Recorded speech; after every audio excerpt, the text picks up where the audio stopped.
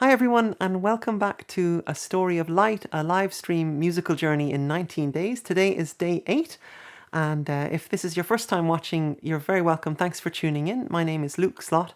I'm a musician in Dublin, and I mainly focus on setting to music the Baha'i sacred writings. And from the 1st to the 19th of March this year, I'm doing this series of daily live streams here at AP Studios in Dublin in preparation for the release of my new album Home of Light, which is coming out later this year and which is a collection of new songs based on the writings of Abdul Baha. And if you're not familiar with Abdul Baha, he was the son of Baha'u'llah, the founder of the Baha'i faith, and he's really cherished as an example and a role model to Baha'is and friends around the world. And 2021 marks the centenary of his passing, so hence the new album this year in his honor.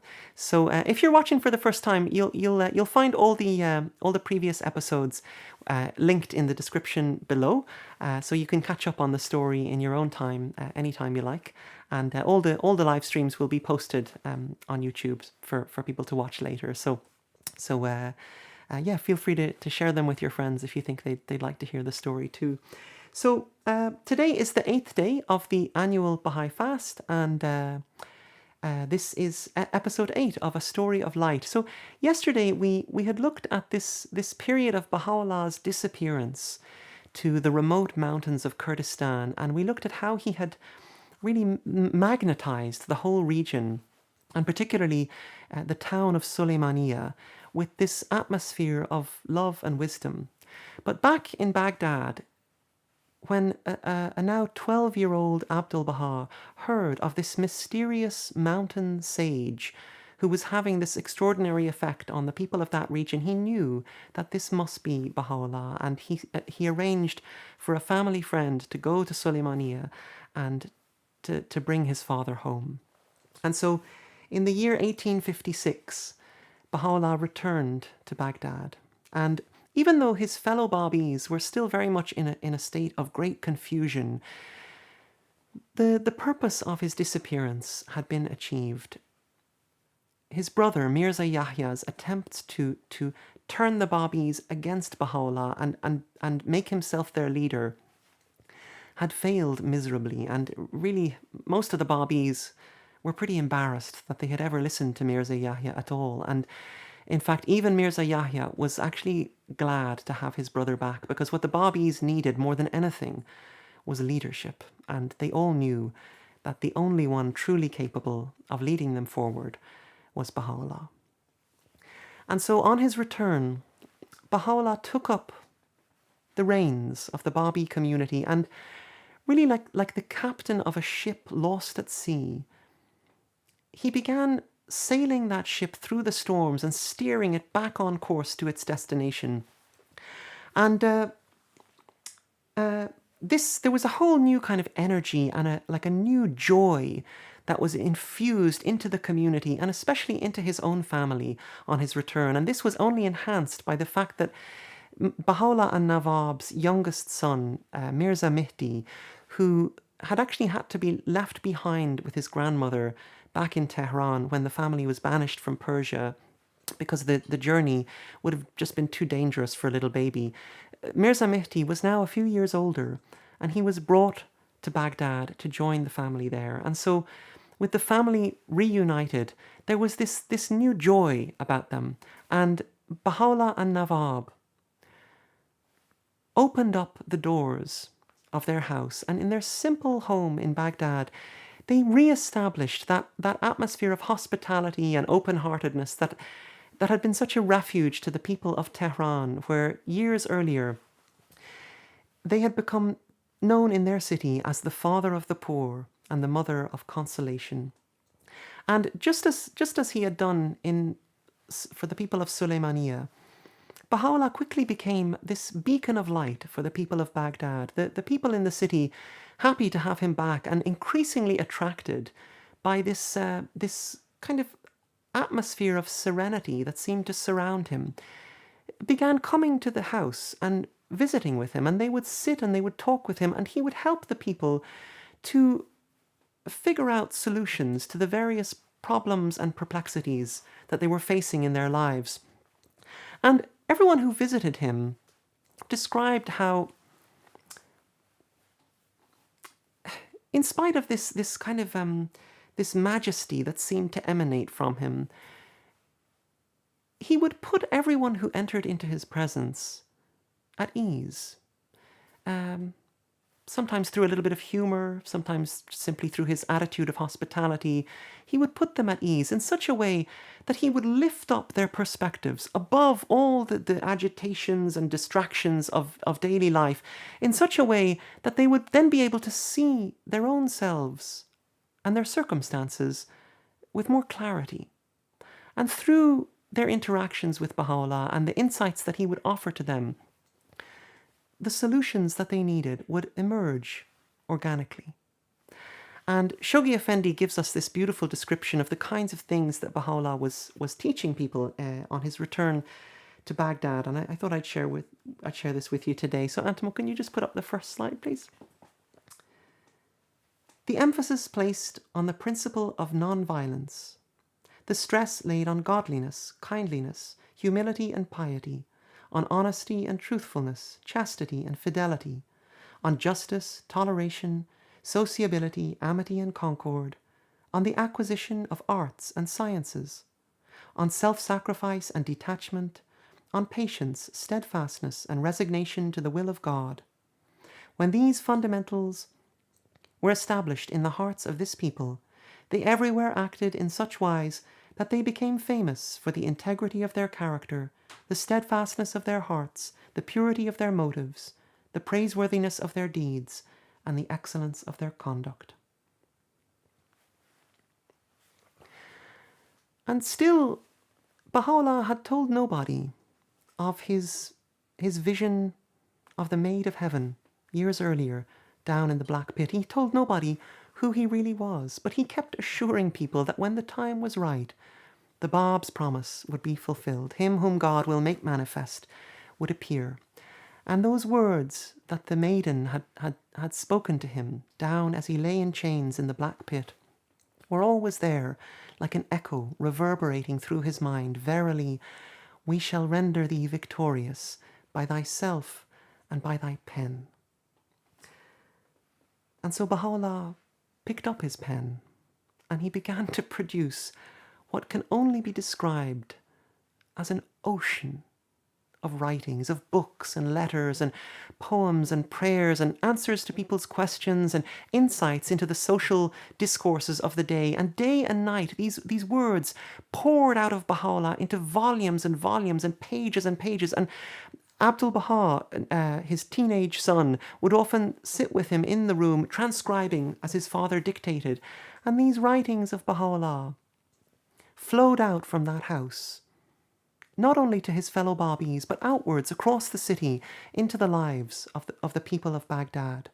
And the local politicians in Baghdad became fascinated by the changes that they were witnessing in the behavior of their citizens. Even the governor of Baghdad himself became enamored by this so-called criminal who had been dumped in his city, despised and rejected by his homeland. And over the following 7 years after Baha'u'llah's return from the wilderness, Baghdad witnessed this steadily rising crescendo of public prestige surging around Baha'u'llah. People from every strata of society, merchants, farmers, philosophers, politicians, religious leaders, artists, poets, even princes from around the empire began flocking to Baghdad to witness how this city was just becoming electrified through the influence of this man who, to everyone's knowledge, was nothing more than a humble follower of the Bab. And yet it seemed as if he was, through his actions in the city and the influence of his writings, he was accomplishing what throughout history had always been considered as the impossible task. He was uniting people who for thousands of years had seen each other as enemies.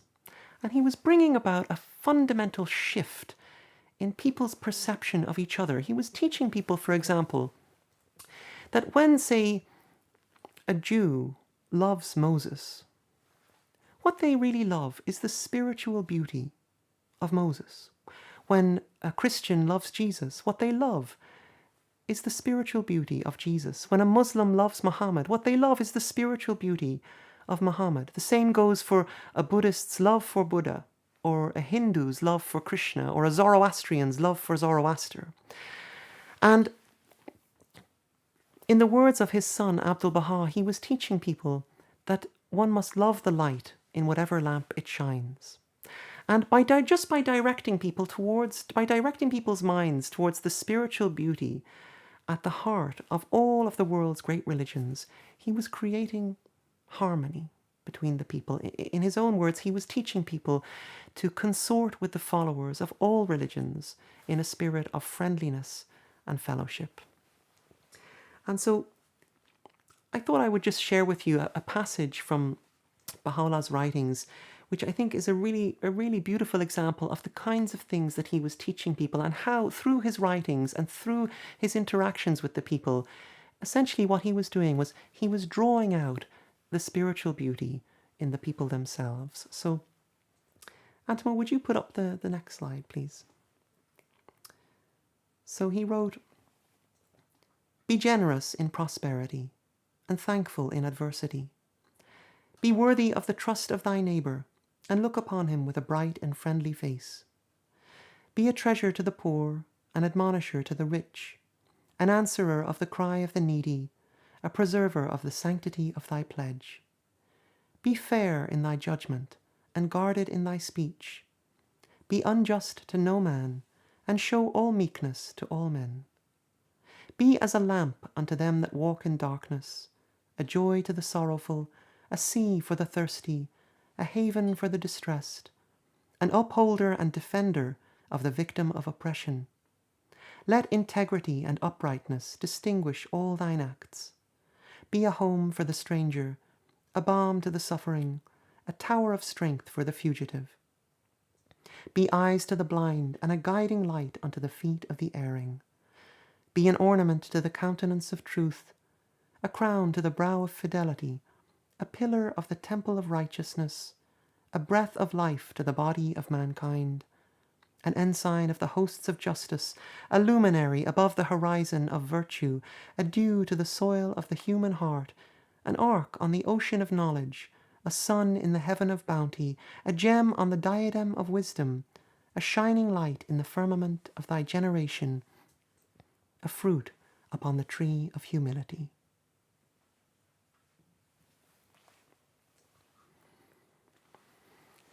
And so after 7 years of ceaseless efforts pouring out this ocean of wisdom and guidance, following his return from the wilderness, Baha'u'llah had not only brought his fellow Babis back to life, but he had transformed the entire city, and Baghdad had become illumined like no other place on earth. And I think that this 7-year period following his return from the wilderness really highlights this theme that I mentioned a few episodes back, this theme of attraction to beauty. Because I think that really there's no force in the world more powerful than attraction to beauty. Because, we fall in love with what we find beautiful. And, when you fall in love, you become energized, you become you feel unstoppable. And if you ever try to talk to someone who's in love and try to talk them out of pursuing relentlessly their beloved, forget about it. And the more beautiful the object of one's love, the more energized one becomes. And I think in a way, Baha'u'llah was in love with the beauty of what he saw in his revelation. And the poet Rumi once said, "You become what you love." And so in a way, I think Baha'u'llah himself was a reflection of the thing that he loved. Like a mirror reflecting the light of the sun and shining that light into the world. And the maid of heaven that he saw in his vision was actually the spiritual beauty that was in his own heart. And so today I'd like to sing for you a poem that Baha'u'llah wrote in tribute to this maiden that symbolized the beauty of his revelation. So if you're fasting today, I wish you a very good fast, and I hope you'll join me tomorrow for day 9 of A Story of Light. This piece is called The Tablet of the Wondrous Maiden.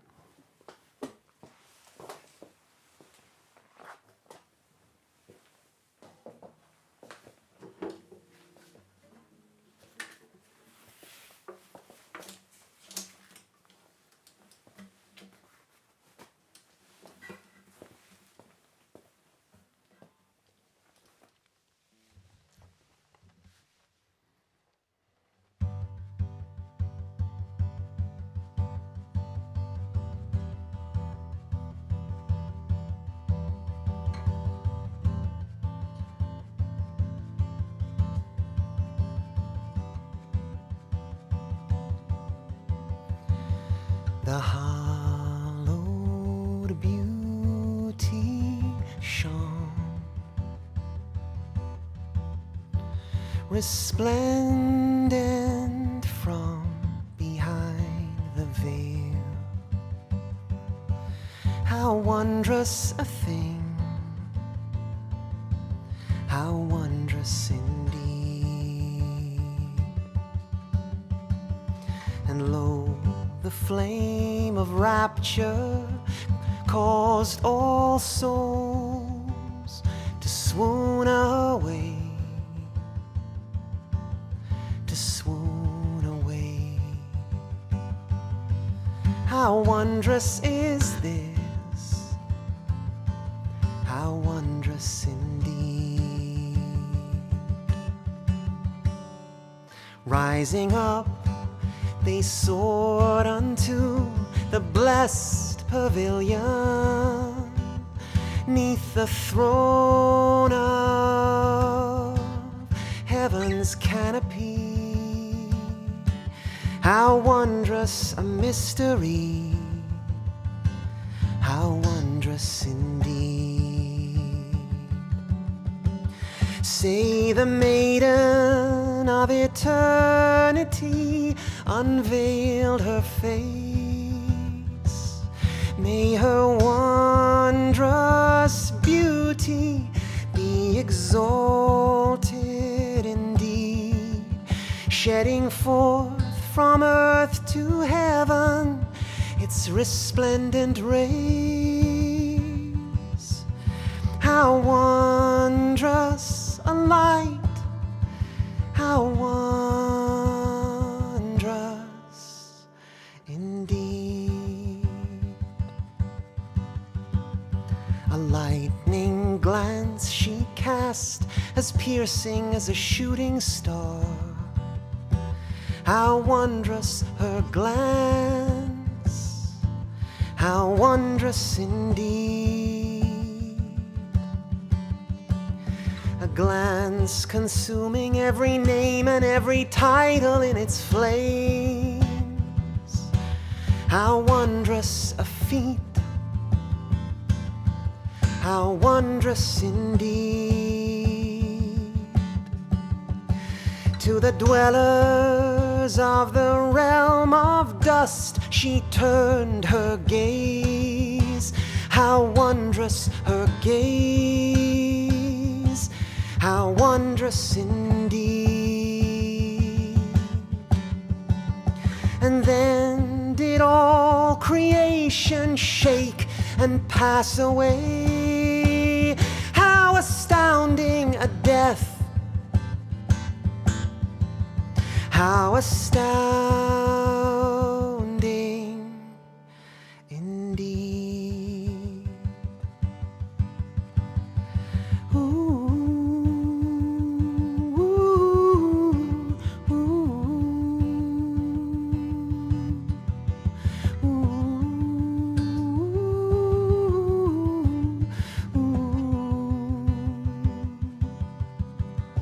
She then let fall a raven lock, an ornament of spirit, in the darkest night. how wondrous a hue, how wondrous indeed,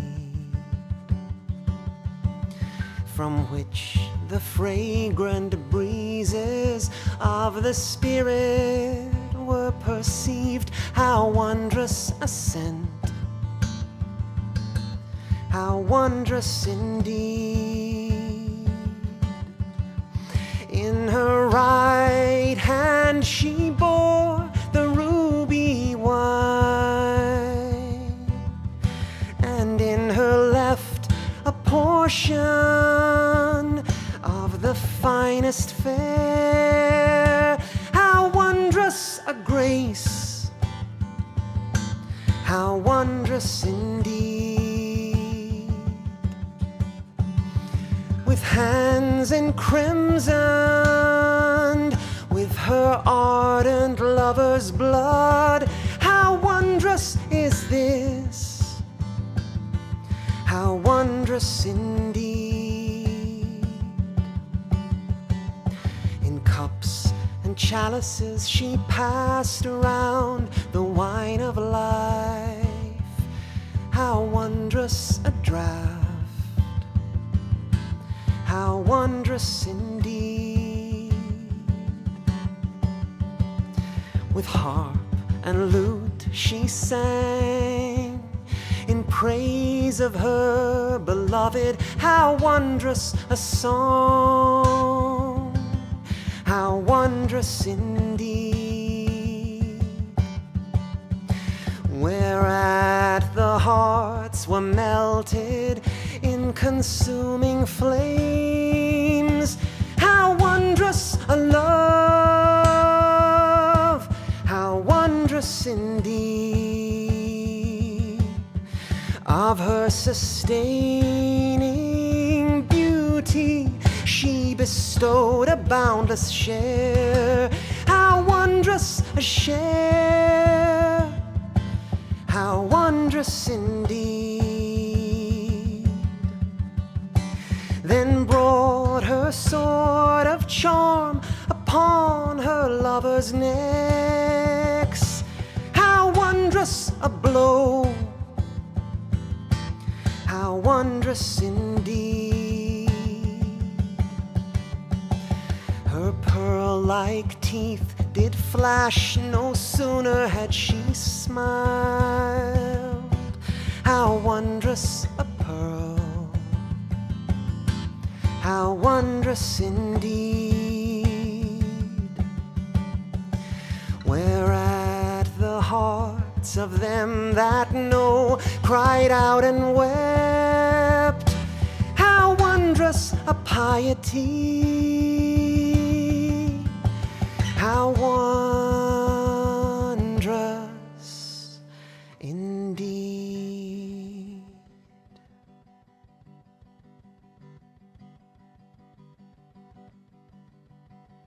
But they that doubt and boast of self denied her truth, how astounding a denial, how astounding indeed. And hearing this in sorrow, she repaired to her abode, how astounding her grief, how astounding indeed. She returned from whence she came, how lofty were the steps she traced, how astounding a decree,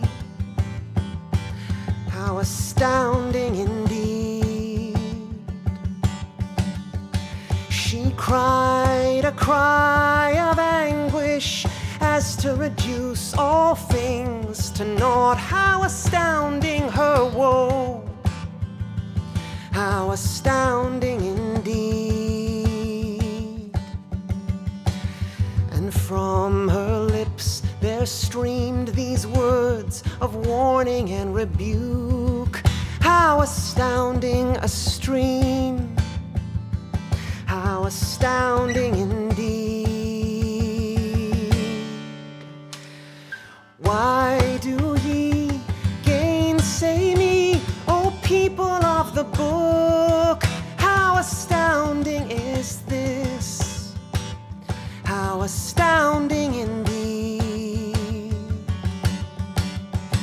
Claim ye to be the guided and the loved ones of the Lord.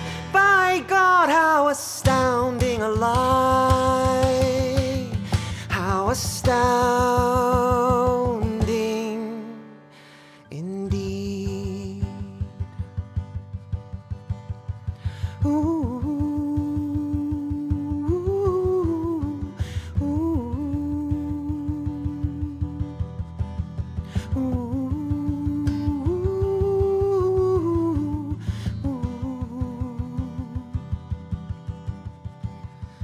Oh, my friends, she said, we shall not come again.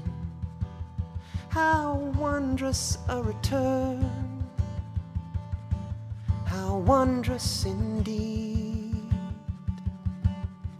But we'll conceal God's secrets in His scriptures and His books, as bidden by one mighty and bounteous indeed.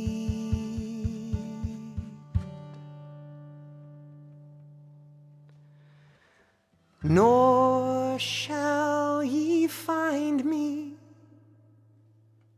till the promised one appear on Judgment Day. On Judgment Day. By my life, how astounding an abasement! How astounding an abasement! How astounding! How astounding!